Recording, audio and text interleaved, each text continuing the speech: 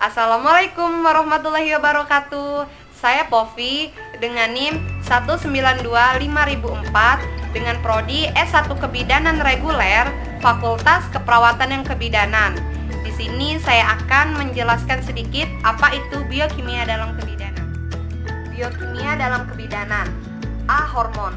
Hormon adalah zat aktif yang dihasilkan oleh kelenjar endokrin yang masuk ke dalam peredaran darah untuk mempengaruhi jaringan secara spesifik. Begitu dikeluarkannya, hormon akan dialirkan oleh darah menuju berbagai jaringan sel dan menimbulkan efek tertentu sesuai dengan fungsinya masing-masing. Berikut ialah hormon-hormon dalam kehamilan. Yang pertama ialah hormon kehamilan HCG atau Human Chorionic Gonadotropin. Hormon kehamilan ini hanya ditemukan pada tubuh seorang wanita hamil, yang dibuat oleh embrio segera setelah pembuahan dan karena pertumbuhan jaringan plasenta. Hormon kehamilan yang dihasilkan oleh Fili Coriolis ini berdampak pada meningkatnya produksi progesteron oleh indung telur sehingga menekan menstruasi dan menjaga kehamilan. Produksi HCG akan meningkat hingga sekitar hari ke-70 dan akan menurun selama sisa kehamilan. Hormon HCG ini kemudian mempunyai fungsi tambahan. Sebagai contoh, diperkirakan HCG mempengaruhi toleransi imunitas pada kehamilan. Hormon ini merupakan indikator yang dideteksi oleh alat tes kehamilan yang melalui air seni atau air urin. Jika alat tes kehamilan mendeteksi adanya peningkatan kadar hormon HCG dalam urin, maka alat tes kehamilan akan mengindikasi sebagai terjadinya kehamilan ataupun hasil tes yang positif. Yang kedua ialah hormon kehamilan HPL atau Human Placenta Lactogen.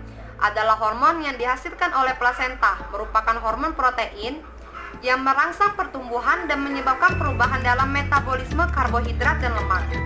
Hormon kehamilan ini berperan penting dalam produksi ASI. Kadar HPL yang rendah mengindikasikan plasenta yang tidak berfungsi dengan baik. Dampaknya ialah memberikan perubahan terhadap payudara. Perubahan ini berupa pembesaran pada payudara serta membuat rasa ngilu dan sakit pada puting jika disentuh. Yang ketiga ialah hormon kehamilan relaksin.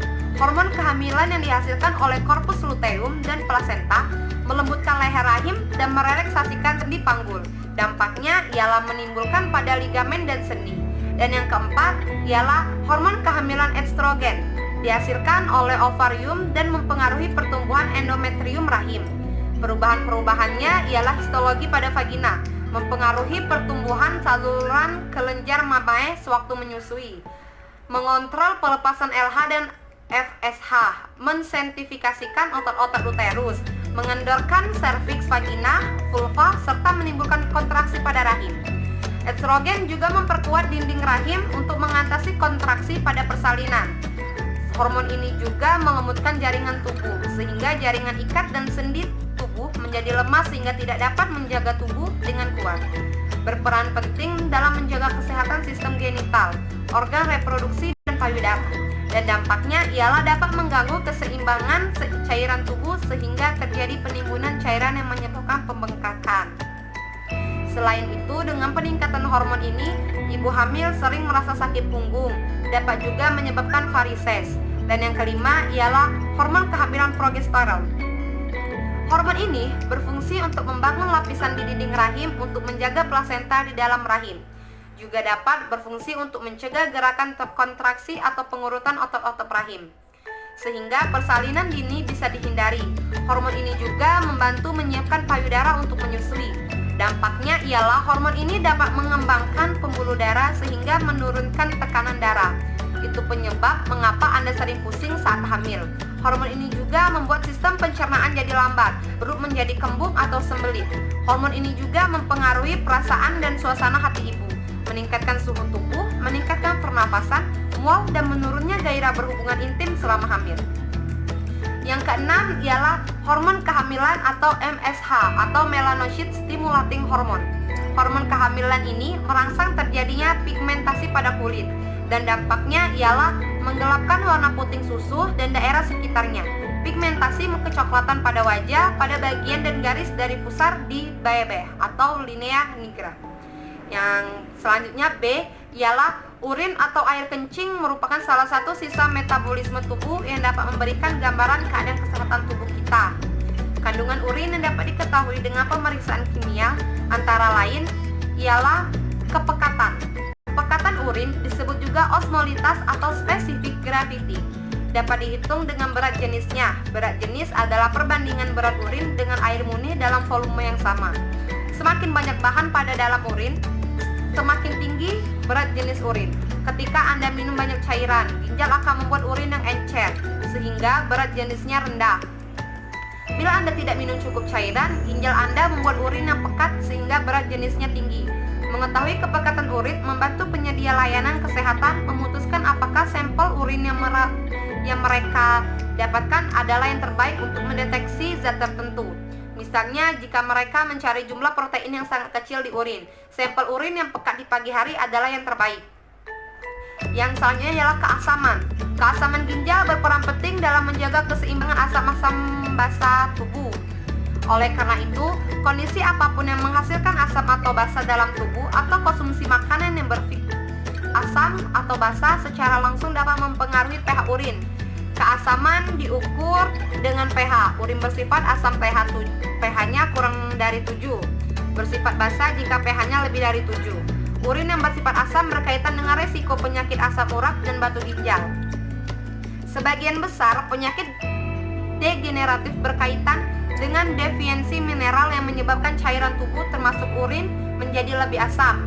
Diet dapat digunakan untuk mengendalikan pH urin. Diet tinggi protein akan membuat urin lebih asam. Diet vegetarian, diet rendah karbohidrat atau konsumsi buah akan membuat urin lebih basah. Selanjutnya ialah protein. Protein biasanya dapat ditemukan di dalam urin. Tidak dapat ditemukan di dalam urin.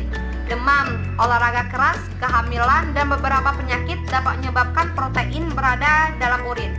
Kondisi di mana terdapat protein di dalam urin disebut proteinuria. Albumin adalah jenis protein yang lebih kecil dari protein lainnya. Keberadaannya dalam urin mengindikasikan tahap awal kerusakan ginjal. Keberadaan albumin dalam urin disebut albuminuria. Kondisi lain yang dapat menyebabkan proteinuria adalah gangguan yang meningkatkan protein dalam darah, seperti multiple myeloma, kerusakan sel-sel darah merah, peradangan, keganasan atau kanker, atau cedera pada saluran kemih. Selanjutnya ialah glukosa. Glukosa adalah jenis gula yang ditemukan dalam darah. Biasanya glukosa sangat sedikit atau tidak ada dalam urin. Ketika tingkat glukosa darah sangat tinggi, seperti pada diabetes yang tidak terkontrol, atau ginjal mengekspresikan glukosa di dalam urin untuk mengurangi konsentrasinya di darah. Keberadaan glukosa dalam urin ialah yang disebut glukosuria. Juga dapat disebabkan oleh gangguan hormonal, penyakit hati, obat-obatan, dan kehamilan. Ketika terjadi glukosuria, tes lain seperti tes glukosa darah biasanya dilakukan untuk mengidentifikasikan penyebab yang lebih spesifik. Selanjutnya ialah keton.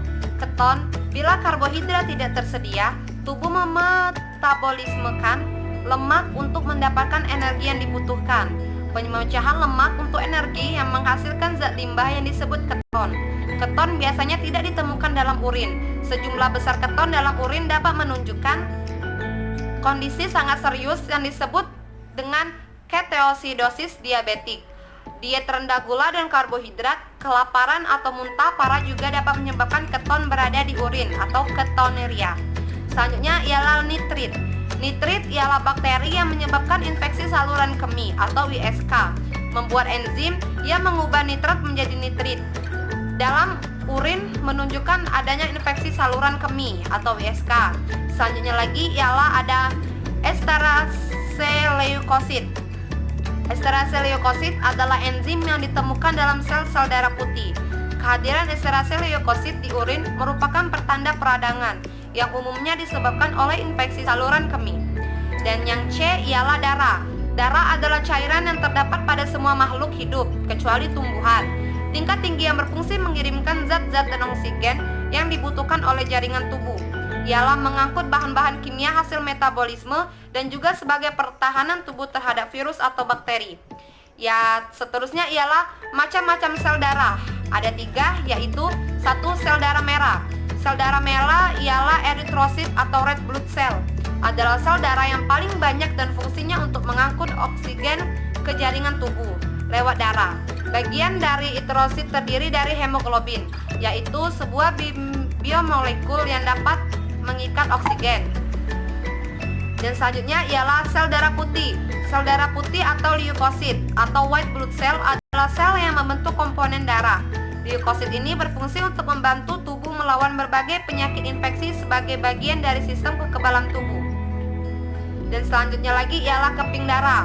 Keping darah ialah sel yang tidak mempunyai nukleus atau DNA-nya dengan bentuk tidak beraturan dan ukuran diameter 2-3 mm yang merupakan fragmentasi dan megakaryosit. Keping darah trombosit tersirkulasi dalam darah dan terlibat dalam mekanisme hemostatis tingkat sel dalam proses.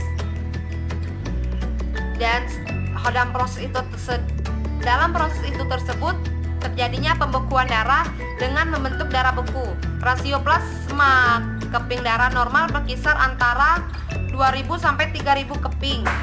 Nilai di bawah rentang tersebut dapat menyebabkan pendarahan, sedangkan nilai di atas rentang tersebut dapat meningkatkan resiko trombositis.